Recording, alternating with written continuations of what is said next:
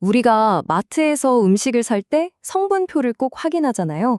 그런데 우리가 매일 쓰는 소프트웨어에도 사실 수많은 성분이 들어있다는 거 혹시 알고 계셨나요? 지금까지 그 목록은 거의 비밀에 붙여져 있었는데요. 이제 유럽연합, EU의 새로운 법이 이 모든 걸 투명하게 공개하도록 만들고 있습니다. 오늘 이야기는 ICT 세큐리티 매거진에 실린 기사를 바탕으로 이 소프트웨어 세계에 불어닥친 거대한 변화의 핵심이 과연 무엇인지 한번 제대로 파헤쳐보겠습니다.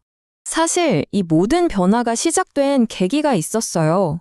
바로 전 세계를 충격과 공포에 빠뜨렸던 두 번의 아주 거대한 사이버 공격 때문이었죠. 이 사건들은 우리가 소프트웨어를 믿고 쓰는 방식 자체에 아주 근본적인 질문을 던졌습니다. 바로 2020년의 솔라윈즈 사태, 그리고 2021년의 로그4쉘 대란입니다. 이 두 사건은요, 그냥 단순한 해킹 사건이 아니었어요. 이건 우리 눈에 보이지 않는 소프트웨어 공급망이라는 시스템 전체에 얼마나 거대한 구멍에 뚫려 있었는지를 전 세계에 폭로한 결정적인 계기가 된 거죠. 진짜 핵심적인 문제는 바로 이거였습니다. 우리는 우리가 쓰는 소프트웨어에 진짜 성분이 뭔지 전혀 모른다는 사실. 특히 개발자가 직접 짠 코드 말고 그 코드가 가져다 쓰는 또 다른 코드, 그 안에 숨겨진 또 다른 구성 요소들, 이런 걸 전이종 속성이라고 하는데요. 바로 이 부분이 공격자들에게는 아주 완벽한 먹잇감이 되고 있었던 겁니다. 자, 이렇게 심각한 문제에 부딪히니까 유럽연합은 더 이상 이걸 권장사항 수준에만 둘 수는 없다고 판단한 겁니다. 결국 소프트웨어의 투명성을 아예 법적인 의무로 못 박는 아주 강력한 규제를 내놓게 되죠.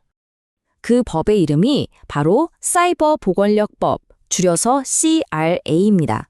이 법은 2024년 12월에 발효됐고요. 유럽에서 팔리는 거의 모든 디지털 제품에 적용된다고 보시면 돼요.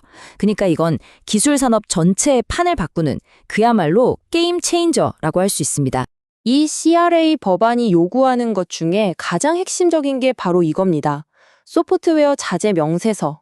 우리가 보통 SBOM, 즉 S봄이라고 부르는 걸 반드시 제공해야 한다는 거죠. SBOM, 이게 정확히 뭘까요? 아주 간단해요.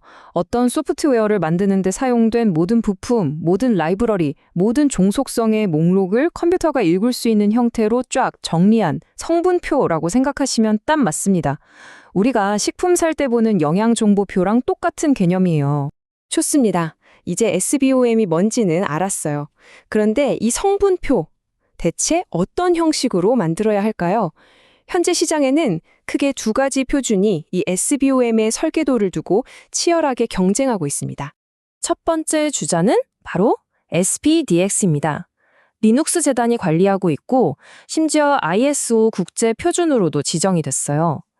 원래 오픈소스 라이센스를 관리하려고 시작된 거라 법적인 규정이나 라이센스 준수 같은 측면에서 아주 강력한 장점을 가지고 있습니다. 그리고 여기에 맞서는 두 번째 표준이 바로 사이클론 DX입니다. 이 표준은 웹 애플리케이션 보안 분야의 최고 권위기관 중 하나인 오와스프에서 만들었어요. 그래서 태생부터가 철저하게 보안에 초점이 맞춰져 있죠. 특히 VX라는 아주 강력한 기능을 기본으로 지원한다는 게 가장 큰 특징입니다. S보에 이게 정말 흥미로운 기능인데요. S봄에 들어있는 어떤 부품에서 취약점이 발견됐다고 칩시다. 그때 저희가 그 부품을 쓰긴 썼는데요. 저희 제품 환경에서는 그 취약점이 실제로 터질 위험은 없습니다. 라고 공식적으로 알려주는 기능이에요. 덕분에 보안팀은 수많은 가짜 경고에 시달리지 않고 진짜 위험한 위협에만 집중할 수 있게 되는 거죠. 자, 그럼 이 두 가지 표준, SPDX와 사이클론 DX, 어떤 상황에서 어떤 걸 쓰는 게 더 유리할까요? 한번 명확하게 비교해서 정리해 드릴게요. 핵심적인 차이는 이렇습니다. SPDX는 라이센스 준수 같은 법적인 문제가 중요한 대기업 환경에 좀 더 적합하고요. 사이클론 DX는 개발과 배포가 빠르게 이루어지는 소위 뎁세컵스 환경에 더 최적화되어 있다고 볼 수 있죠. 중요한 건 어느 하나가 무조건 더 좋다가 아니라 어떤 목적을 가졌느냐에 따라 올바른 도구를 선택하는 게 중요하다는 겁니다. 사실 요즘 글로벌 트렌드는 이 두 표준을 모두 지원하는 쪽으로 가고 있어요. 이제 소프트웨어의 투명성은 더 이상 선택이 아닌 의무가 됐습니다. 그렇다면 이 거대한 변화가 우리 모두에게 그리고 우리가 매일 쓰고 있는 기술에 과연 어떤 의미를 갖게 될까요? 물론 당장 내일부터 모든 게 바뀌는 건 아닙니다. 기업들이 준비할 수 있도록 단계적으로 시행되는데요. 하지만 시계는 이미 똑딱이기 시작했습니다. 2026년부터는 심각한 취약점에 대한 보고가 의무화되고요. 2027년 말이 되면 SBOM을 포함한 모든 요구사항이 전면적으로 적용될 예정입니다.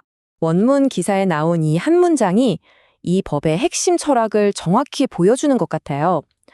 비전은 단일 제품을 보호하는 것을 넘어 전체 디지털 생태계의 복원력을 포용하는 것이다. 이건 그냥 규제를 위한 규제가 아니라 우리 모두가 연결된 이 디지털 생태계 전체를 더 튼튼하고 안전하게 만들자는 거대한 비전인 셈이죠. 마지막으로 이런 질문을 한번 던져보고 싶네요.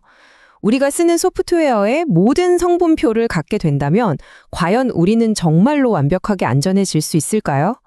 투명성은 분명 안전을 향한 거대한 첫걸음이겠지만 아마도 이게 보안 여정의 끝은 아닐 겁니다. 오늘 준비한 내용은 여기까지입니다. 소프트웨어 투명성의 시대, 그 흥미로운 시작에 대한 저희 분석이 여러분께 도움이 되셨다면 좋아요와 구독으로 꼭 응원해주세요. 여러분의 지지가 저희가 더 깊이 있는 이야기를 만드는 가장 큰 힘이 됩니다. 감사합니다.